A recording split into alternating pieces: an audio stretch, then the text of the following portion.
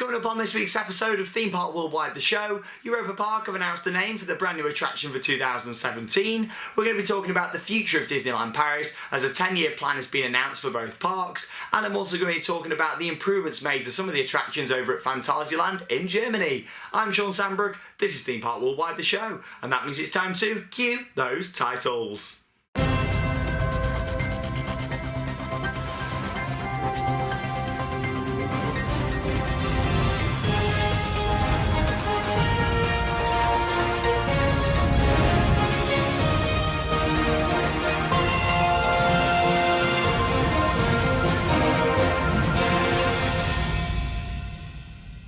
I hope you've all had a fantastic week and welcome to this week's episode of the show. Now, we had a few brand new videos on the channel throughout the week, various on and off ride videos, and of course the main thing was our Thought Park vlog. We went down there last week, we had a fantastic day, and we even got to preview on a soft opening Dan Brown's Ghost Train Rise of the Demon. I'm not going to talk about it in this week's episode of the show. I know there's a lot of people out there that don't want the spoilers, so if you don't want the spoilers, then don't worry, I'm not going to spoil that for you guys. If you do want to know what happens on the brand new Rise of the Demon, then check out our latest vlog from Thought Park. It's right at the end, so even if you do want to watch that vlog without the spoilers of the Ghost Train, it starts off originally, we think we're not going to get on it because obviously it wasn't open, and then as we go throughout the day we hear rumours about a soft opening and we do manage to get on it, so stay tuned. It's around the last 10 minutes of the video if you do want to know about spoilers and our review from the brand new Dan Brown's Ghost Train Rise of the Demon at Thought Park. Make sure you do check that out if you'd like to know all about the brand new attraction. Along with that, we had, like I say, some on and off ride videos go online.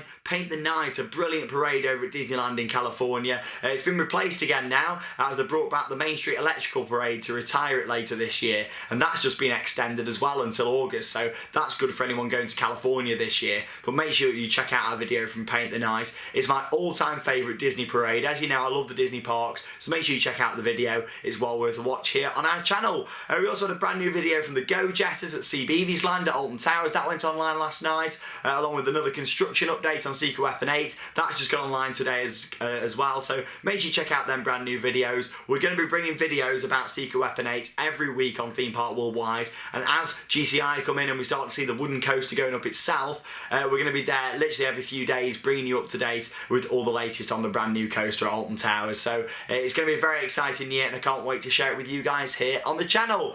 3 big bits of news to talk about then this week, so it's time for News Off the Rails.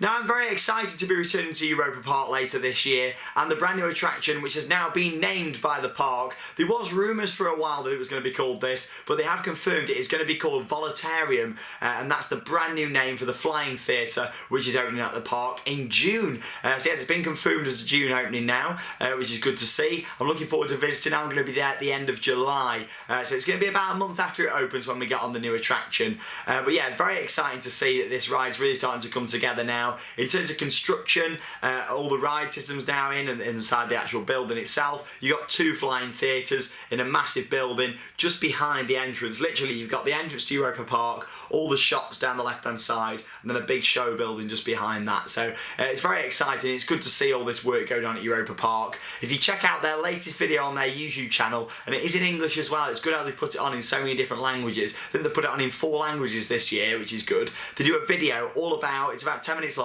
It's all about the new stuff at the park for this year, what they've done in terms of enhancements, painting up, even shows silly things like the new pizza oven inside one of the restaurants and the distribution centre. It's very interesting because of course they're a family owned company. They're very proud of every little detail they do at Europa Park, so make sure you head over to the official EP channel and check that out. Also this week we've had confirmation with the water park. Obviously we knew it was happening, they've started building, but we've seen a brand new concept image from the water park. Here it is, I'll show you guys. There you go, it gives you a good idea on the brand new water park, opening in a couple of years at the park, and this looks great. It's actually been built just around the corner from Europa Park. So you've got the main park just here, the village of Rust, and then it's been built on some fields just around the corner. But you can see from the image just there, you've got the hotel all out the front, then you've got like all little lakes and streams with bridges going over, leading to the main water park itself. You can see there's a couple of towers with slides on, an outdoor pool round at the back there as well, so this is something to follow. Like I said, I'm not normally a massive fan of water parks, parks. With this being at Europa Park, and it'll probably be really well themed. I can't wait to go and see this when it does open. We'll be there opening year to go and see what this is like. But it looks like a slick design with some good theming. It looks a little bit like a warehouse around the side, but you can see there's a lot of planting, a lot of trees going in. So I think they're going to try and cover a lot of it up and make it like it's in this sort of forest. And then down the front you'll have the hotel and all this really nice theming going on just there. At Europa Park, moving on to another one of my favourites now, Disneyland Paris. All the news this week has come from the 3 top parks in Europe, which is interesting. So, it was announced that Cinemagique, which is one of the shows in Walt Disney Studios, was to close. That closed the other week at the end of March, and it was sad to see it close for a lot of people. They did enjoy it. Me personally,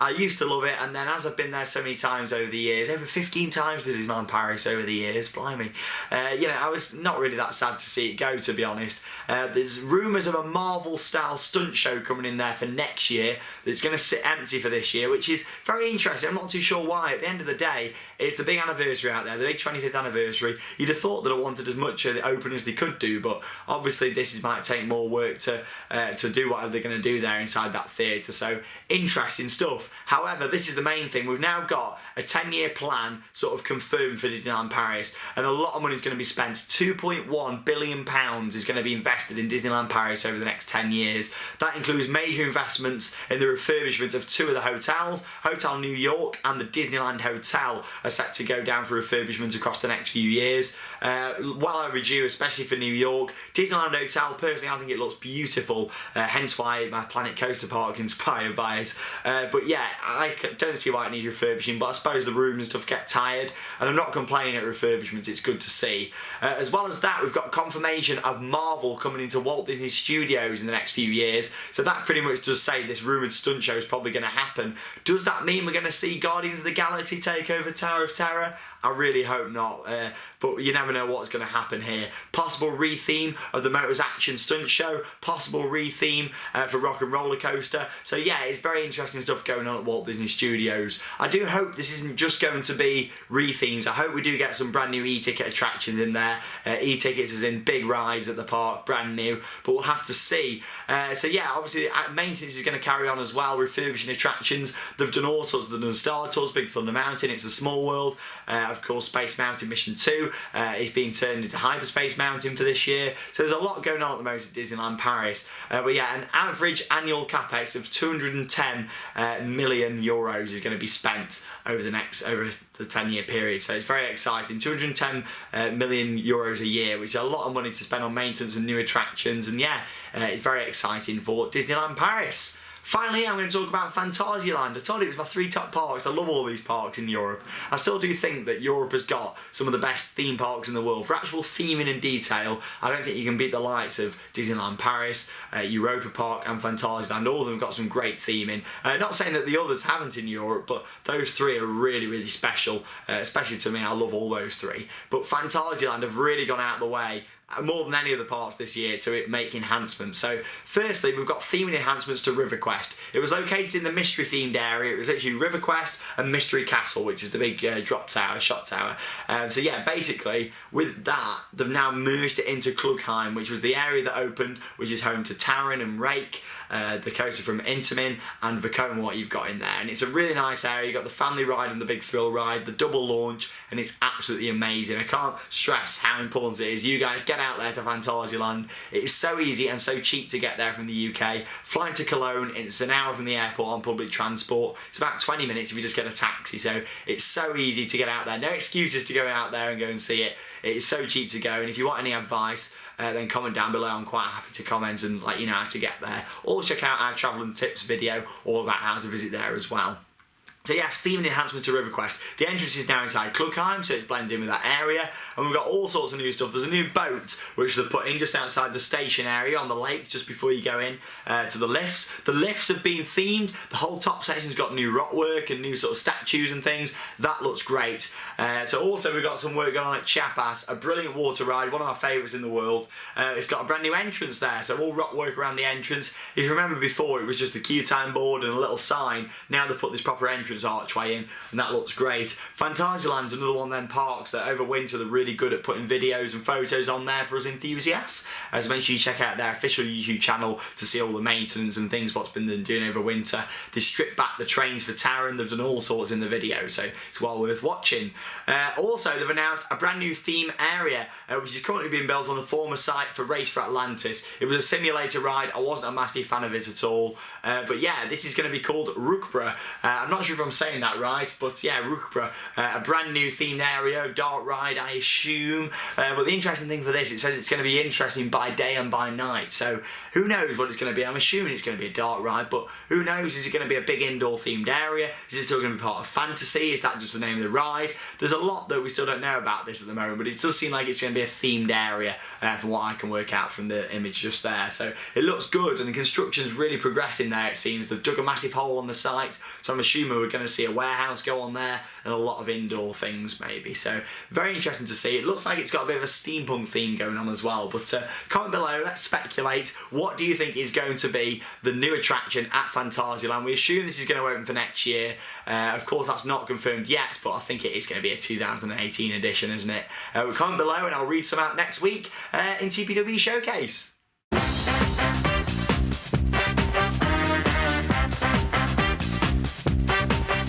So it is time for Merch Paradise. This week I'm showing you one of my favourites. It is one of my best items, and it is, of course, a mug. This is a brand new mug. When I say a new mug, it's actually really old. It's from the 90s at Oakwood, and this was given to me again by Mark, who gave me the lovely picture last week. And here it is. It's a Megaphobia Thrills Beyond Fear mug. Look at that. Megaphobia, one of the best wooden roller coasters in the UK, and that's one of the original mugs for the ride. That's a really nice one. So thanks a lot, Mark, for that. Really do appreciate it. There's a lot of new merchandise at Oakwood this year, and we will be having our annual trip to Oakwood in August when we go with the European Coaster Club. We camp out underneath Drenched, and we have a fantastic time. So make sure you check out the vlogs from our past trips, and of course check out the future ones. A few years ago we also did a Q&A session with the one and only John Wardley himself. So make sure you check that out, where he talks all about the Smiler, some of the old plans for Alton Towers, when there was actually a Wallace and Gromit attraction in the works, which was interesting, along with a stand-up coaster for Katanga Canyon, all sorts of things. So if you want to see that, I'll put it in the top as a suggested video, and that is John Wardley when we do a Q&A with him over at Oakwood. Very interesting, and something we did on the channel thanks to the European Coaster Club. But yeah, cheers for that, Mark. Another mug. I'll put that on the shelf when I can find space for it. Thanks a lot.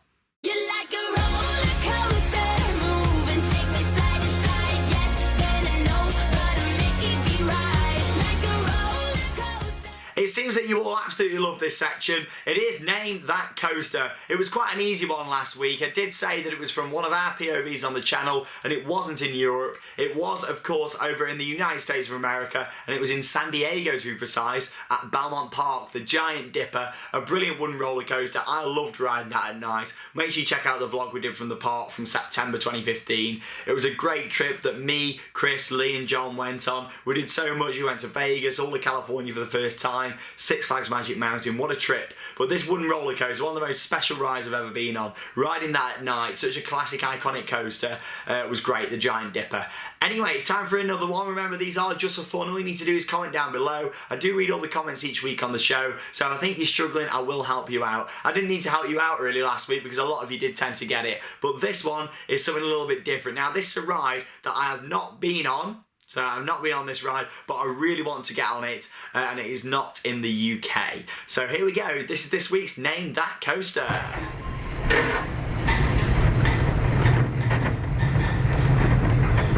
Stop. There we go. That was quite high pitched, wasn't it? But there you go. That's this week's Name That Coaster. Remember, it's just for fun. Comment down below, and then next week I will name that coaster for you, and of course, reveal another one. Questions, questions, questions everywhere.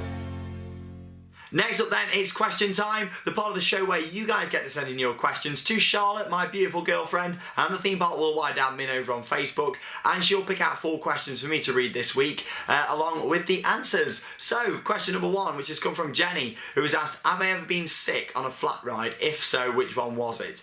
I haven't, but I've been close. It was Alakazam, a spinning horrible flat ride located at Pleasure Island in Cleethorpes. It used to go backwards as well as forwards. Last time when we were there last year before the park sadly closed, I went to see it and it wasn't actually running backwards. I didn't go on it because I hated it even forwards, but it was like an Enterprise where you lay down in a flying position. It was awful and I was nearly sick on that one. I was close. Thanks for your question, Jenny. Aaron has asked, what's the most unusual restaurant I've ever been to at a theme park? I'm going to say it's Food Loop at Europa Park. Now, when I first went there, of course, we didn't have the roller coaster restaurant just up the road at Alton Towers. I need to go back there again soon, actually, do a vlog. But yeah, we went there and I thought, you know what, this is the most unique thing I've ever done when I first visited Europa Park. I really enjoyed it. And yeah, make sure you check out that first vlog from when we went to Europa Park, me and Jack. We went there and we thought, oh my God, why have we not visited here before? A gorgeous park, and it's now my favourite out there. It's fantastic. So yeah, I was going to say Food Loop, just because of at the time it was so unique, and it still is in a way. If you don't come to Alton Towers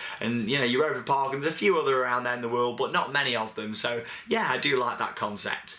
James has asked, what rides have I ever had first and last rides on? So many. I mean, I used to be more into getting last ride of the day. I don't really do it as much now, and I think that's just because I've been to a lot more parks. But when I used to just go to the UK parks, we're talking what, 10 years ago, before I really travelled around Europe and America and stuff.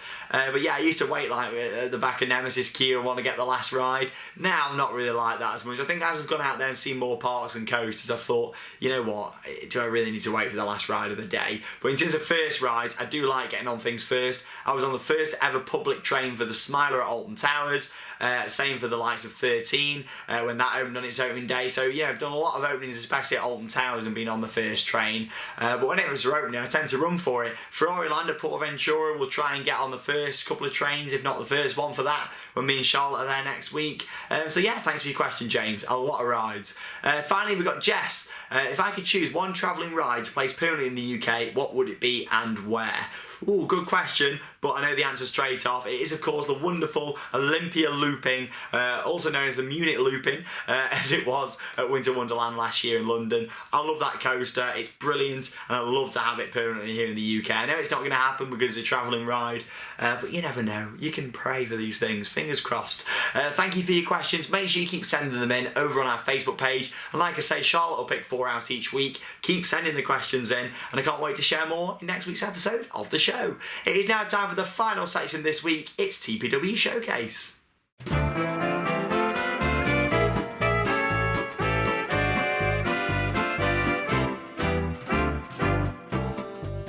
Now, as I've mentioned quite a lot, I love keeping Theme Park Worldwide interactive, and as I mentioned earlier on in the show, I want you guys for next week for TPW Showcase to keep commenting below on this video, speculation, what do you think the new attraction, area, ride, whatever it is going to be at Phantasialand. So keep commenting down below, and then I'll pick out a few of the best ones and the best theories to what we think it is for next week's episode of the show, which is going to be on location from Portaventura in Spain. So make sure you check that out as we experience the new Ferrariland. So let's have a little look at what you guys have sent in this week. Quite a lot to get through. Firstly, we've got Stuart and Harry with a Dragon's Fury on-ride photo from Chessington. So thank you for sharing that one. Dennis has got a photo with the CBeebies characters just there. David with a Saw on-ride photo from Thorpe Park. Daniel had a group photo with some of the members from Theme Park Worldwide and others over at Thorpe Park the other day, so thanks for sharing that. Jodie had a photo there with me, and also did Liam, so thank you very much for sending those in. If you do see me at the parks and want a photo, don't be shy, say hi and have a photo. God, that's a new tagline, isn't it? Don't be shy, say hi. I'm going to be using that for a long time now. And I'll put them here on Theme Park Worldwide, the show. Jenny also has a Saw on-ride photo from Thorpe Park. Stanley with a Seven Dwarfs Mine Train on-ride photo there from the Magic Kingdom at Walt Disney World. We've got Reese with a big one on-ride photo. And then finally, we've got David with a Disney and Universal selection of license plates that he's bought there. Loving those. They're really nice, the plaques. I've got quite a few here. I've got the monorail one, and I haven't got any from Universal, but I've got the Disney ones here at the World of Theme Parks. If you want any items to feature on Theme Park Worldwide, the show next week in TPW Showcase, all you need to do is send them in. Like I say, it's going to be on location, the whole show from Portaventura, so it's going to be a good one. Get your items sent in. Let's go for our biggest TPW Showcase of the year so far. Get your items sent in, whether it's theme park related, you in front of theme park signs, whatever you want to do theme park related, send it in and we'll share it on next week's episode of the show. Thank you very much for watching this week. I hope you've enjoyed it. I'll see you next week over at Portaventura, and make sure you check out our other videos on the channel this week, including another episode of Let's Play Planet Coaster. I know you're all enjoying that series so far. Along with that, we'll have another vlog from Drayton Manor where we check out the brand new attraction in Thomasland, the changes that have been made in terms of Accelerator, and so much more coming to the channel this week. I'm Shawn Sanbrooke, thanks for watching Theme Park Worldwide, the show, and for this week that means it's time to cue those credits. See you later guys, have a good one.